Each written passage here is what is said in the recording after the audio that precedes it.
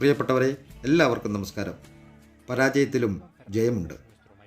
വിജയത്തിലേക്കുള്ള കുതിപ്പിൽ മറ്റുള്ളവരുടെ ദൗർബല്യമോ ഒരു നിമിഷം നേരത്തെ ആശയക്കുഴപ്പമോ മുതലാക്കി അവരെ പിന്തള്ളി പിന്നാലെ വരുന്നവൻ അർഹതയില്ലാതെ തന്നെ വിജയക്കൊടി പാറിക്കുന്ന ഈ കാലത്ത് സ്പാനിഷ് അത്ലറ്റ് ഇവാൻ ഫെർണാണ്ടസിൻ്റെ പരാജയത്തിന് വിജയത്തെക്കാളേറെ വലിയ സ്ഥാനമാണ് ഉള്ളത്.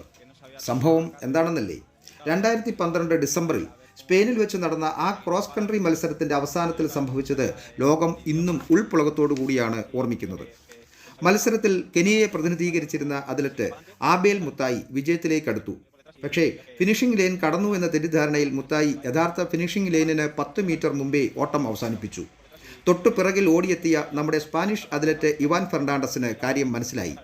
ഇവാൻ മുത്തായിയോട് ഓട്ടം തുടരാൻ ഉറക്കെ വിളിച്ചു പറഞ്ഞുകൊണ്ടിരുന്നു. പക്ഷേ സ്പാനിഷ് ഭാഷ അറിയാത്ത മുത്തായിക്ക് കാര്യം മനസ്സിലായില്ല.